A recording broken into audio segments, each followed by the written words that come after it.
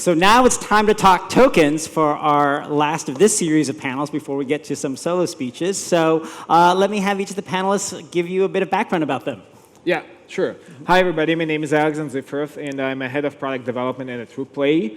TruePlay is a blockchain-based platform. We do an affiliate program where the first and fully transparent affiliate program where shaving is technically impossible, and that's technically impossible. It's technically impossible, right. and everything's just thanks to the tokenization. That's it. Okay, great.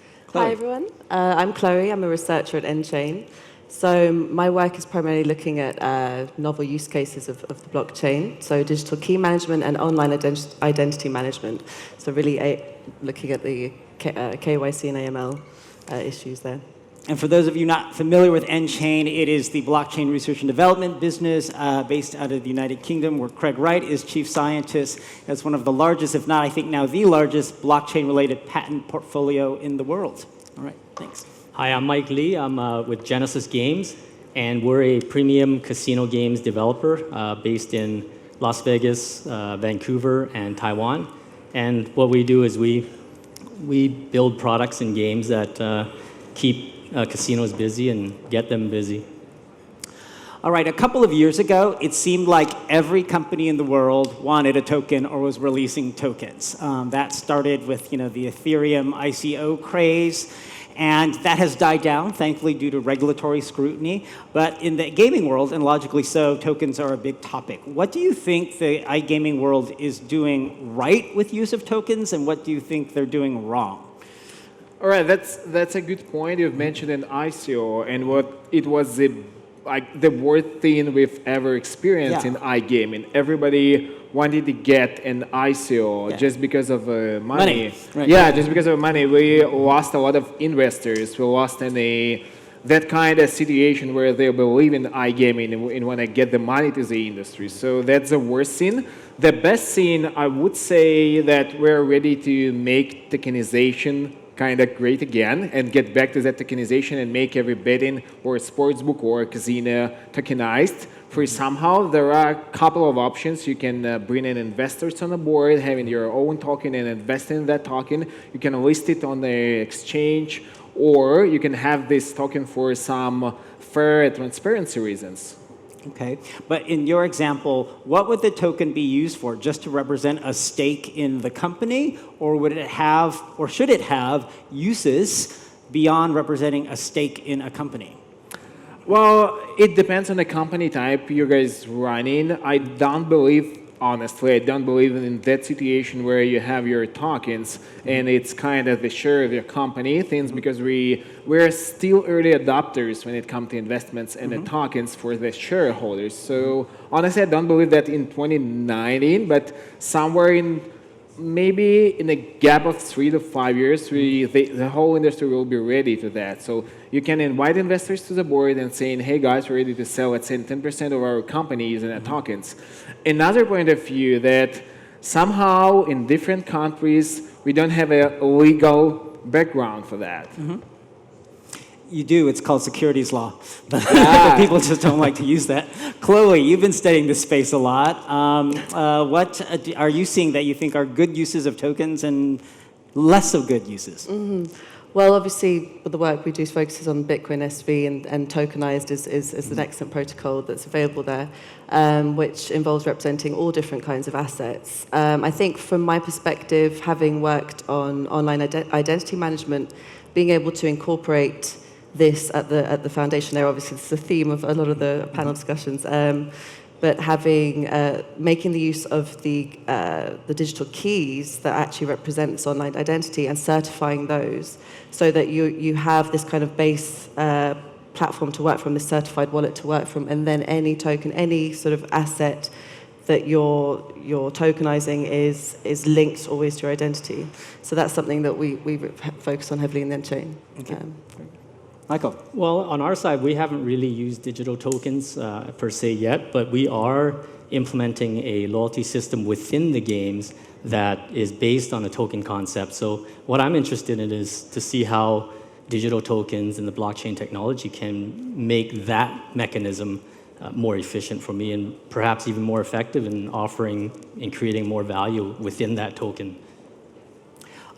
We've talked today on some of the other sessions about the transparency and auditability that at least public blockchain projects bring. How do you think tokens within iGaming can actually help create technical solutions for operators to provide more transparency and auditability? Yeah, I mean, it's a very good option for operators to show to everybody, to affiliates, to game content providers, even to a player, that they are transparent as much as they are. Let's say, let me give you an example. Yes. You see that big banner that say you can win a jackpot with a $1 million.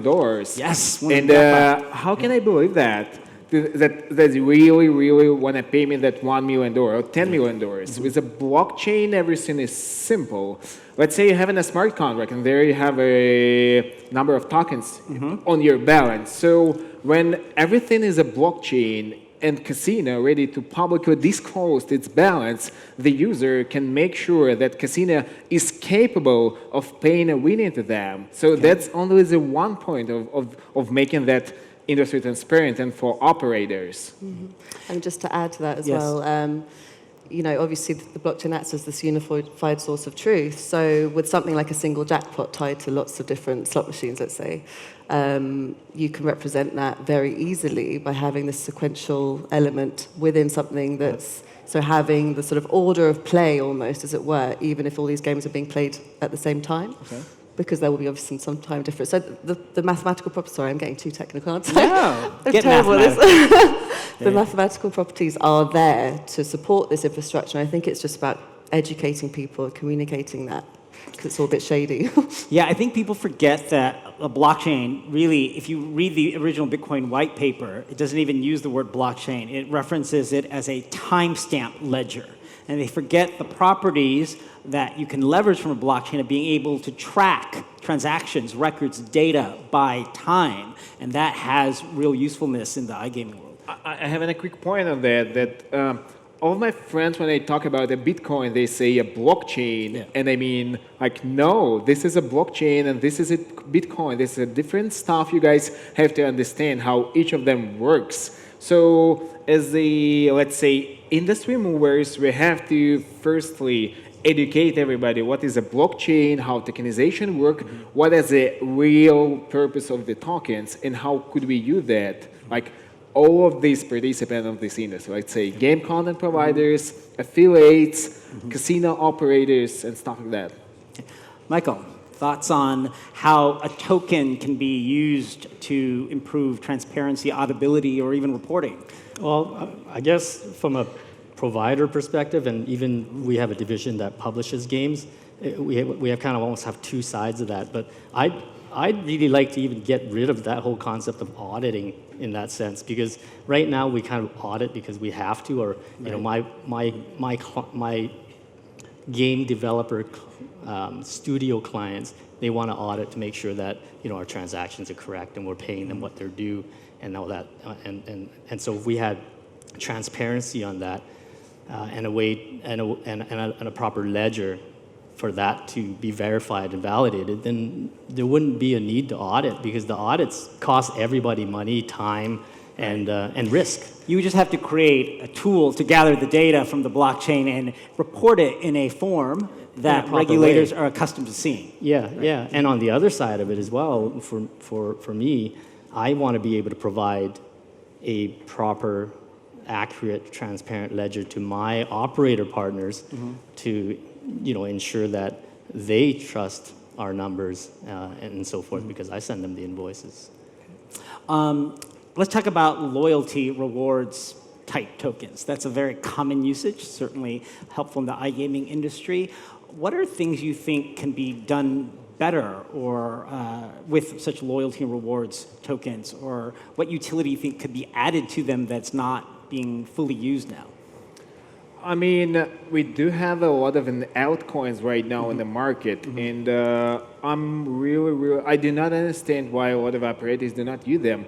We have a lot of the altcoin investors right now in Asia, in Europe, in in US, in South America, in North America, And I really do not understand why the operators do not use an altcoins as an addition to fiat and Bitcoin and Ethereum cryptocurrency, and why then they don't have on a board. So that's a big question for me. And I think that's a nearest future when will be, let's say, appreciating those altcoins.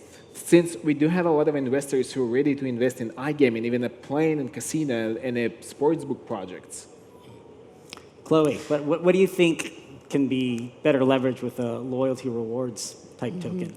I think I really liked what you said earlier, which was that a token, let's not forget, is just a representation of something else. Yes. And you can, so within a system, whether it's for an asset for loyalty rewards or whatever your interpretation that is, we have the infrastructure to facilitate that already in the blockchain, and it's a matter of just having that sort of communicated transparently. So the infrastructure is there, and I think that it's something that's very easy to do and can make the whole process much more efficient as it stands. Michael, what do you think? Yeah, well, I think that, we have this sort of a loyalty reward system in-game in our products today, but I think with blockchain technologies and with a digital token, perhaps we can make it even more effective and create more value in that token. And this is just something that opens up a whole different other realm of thinking, but if there are secondary markets for that could create value in that token. Sure. If it's portable. You can do trading of tokens? Yeah, or if it's portable, so that perhaps it's, tokens earned on one operator can be taken and applied to my same games on another operator. That gives players more choice. But not only that, but it allows suppliers like myself or content developers to really build our own brand as well. So it empowers empowers everybody. It empowers us to make better games, make better games for players, better games for ourselves, and better games for operators overall in time. One of the things we're seeing in the BSV ecosystem is leveraging this concept that Craig Wright has introduced called the metanet, transforming the internet with a more powerful version built on the Bitcoin SV blockchain where you essentially can commercialize all types of online activities. So you're not just having to buy Bitcoin, but you can earn it, let's say, from your social media interactions. I post a picture on Instagram. People like it. I actually earn small amounts of Bitcoin back, which is possible if you have the ability to do micropayments, microtransactions.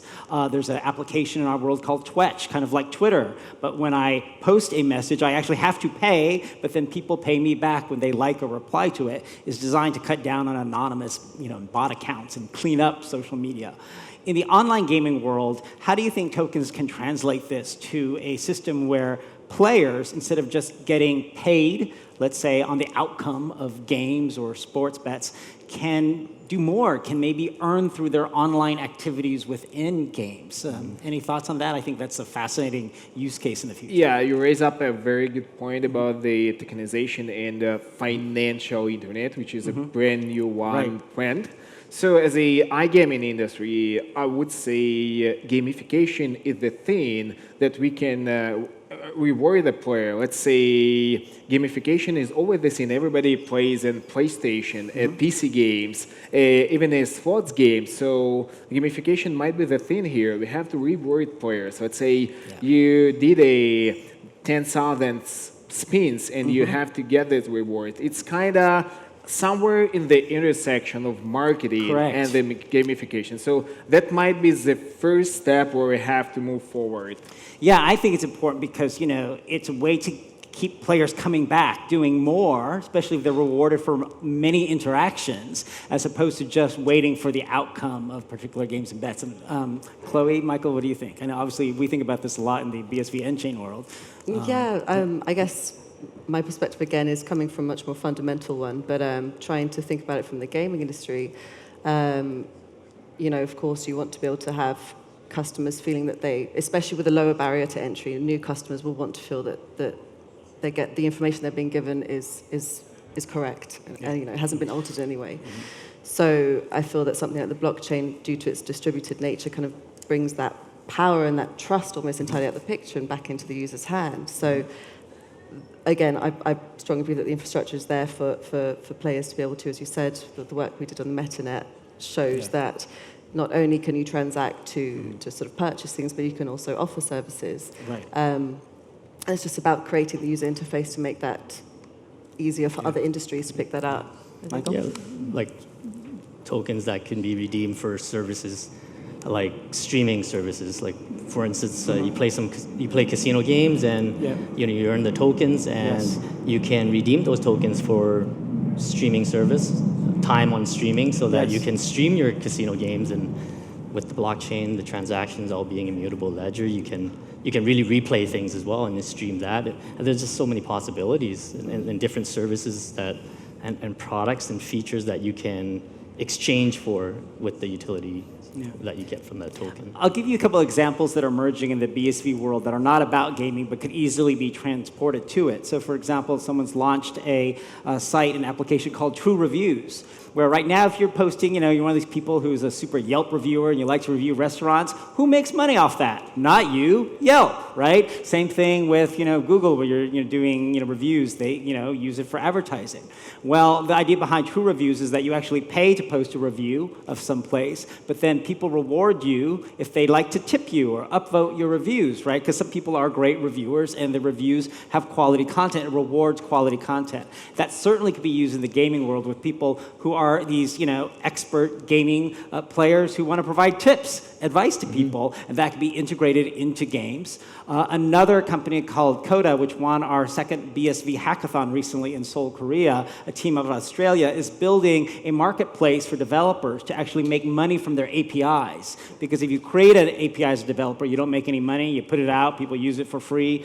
Well, you can actually charge people in small amounts of Bitcoin SV or a token created on it for access and use of APIs. That's something that can be easily integrated into the gaming world as well. So I see a world where smart developers and operators could take this idea of tokens with micropayment capability that can be done on BSV, for example, to reward players for many ongoing interactions, for reviews, providing advice, content, for streaming of things, of watching people play. That's a big field these days. I think that is the new era you should all open your minds to. What do you think of that? Yeah, that's a good example, and I do have an example for you as well. We kicked off recently our first affiliate program, as I mentioned before, and let me give you an example. Well, the affiliate, you check your income today, and it's 5,000 euros, and you say, all right, not bad, but the next day, like tomorrow, it's minus 500 euros. Right, your income is negative. I know, because Tether stopped printing more fake coins. Yeah, and you're like, what's going on? You ask your affiliate program what's going on, and they say that player bigot won yesterday. And my biggest question: how could I check whether it's true? How could I do that with token? We could somehow track this. You go to the blockchain, you go to the viewer and see every transaction, like with the tokens from a user, and you can see that player it won yesterday. Really, player gets a free spin or a bonuses from this operator. So everything is trackable. So this is the point how it can be used even right now, and how tokenization works in 2090. And I'm really scared about this gray market, what they will be doing in 5 years if they won't be able to change the model how they work right now without all this tokenization stuff. In our remaining time, why don't you give the audience any ideas you have about kinds of assets or things you think can and should be tokenized in the iGaming world that are not yet, or that you haven't seen? Any thoughts on that? Well, some of the games out there nowadays that are being built to address the younger generation are a cross between the gambling games of old with the tried and true gambling mechanics, but weaved into gaming concepts. And we see that in many places now, and we ourselves are actually experimenting with that as well. But those games lend themselves to skins and collectibles within the games. Non-fungible assets, which can be really NFTs. tokenized. A skin on a character really can be just it's a token. Really. Exactly. But I think there's one key thing that'll kind of make that catalyst grow from there is really we need to really have a social aspect to that or a community aspect to it, because just having a personalized skin that I see myself, probably won't really drive me to see the same value in it as if I could show that to everyone else. But in multiplayer games and community-based games and maybe a trophy shelf in time for these kinds of games that have achievement levels, scores, leaderboards, progression, there can be so much potential. And for tokenization of assets and trading, secondary markets, all that kind of stuff. Yeah, I could agree with you. Let's say the character skins is really nothing. So you wear kind of nothing. You have nothing. It's really nothing. But you can buy that, and you can sell it to another player. Let's say in Dota 2, in League of Legends, and all of these brand games from big content providers. In iGaming, we could do the same scene. Let's say you are the lord of the slots, and you are the king of the poker, and stuff like that. So I still would say that gamification is the next step, and it's still a thing, how we could transform the industry, the whole iGaming industry. Why people from Dota 2 and League of Legends did that before, and we're still thinking about that. So we have to care not about the tokenization, it's more about UI and UX. We're still doing everything that we're talking right now for players and for gamblers. Don't forget about them. Right. Chloe, anything you want to see tokenized you haven't seen yet? I guess for someone who was fairly new to the industry, so my sort of stance has been all in the transparency part of it. So I guess for user uptake, having some kind of mentorship token or something whereby... Some kind of what token? Mentorship of some kind. So token. like, as you said, mapping this leaderboard onto the blockchain, being able to sort of interact with that myself as someone who was new to the community might be helpful. Yeah, I think that's a good closing theme to highlight, which is blockchain technology, especially tokenization, really can create more interactivity between player, operator, affiliates, all of the parts of the ecosystem that hasn't been fully leveraged before. I'd like to see a day where there is more interactivity, more ways to earn, use tokens and cryptocurrency within games. You could even see a day where people get to live chat as they're playing at an online poker table when people are tipping and rewarding people for the snarkiest comments, right, or the best things. Those are really, I think, potential new uses that haven't been seen yet. So let me thank this great panel as well for their engaging conversation. Thank you.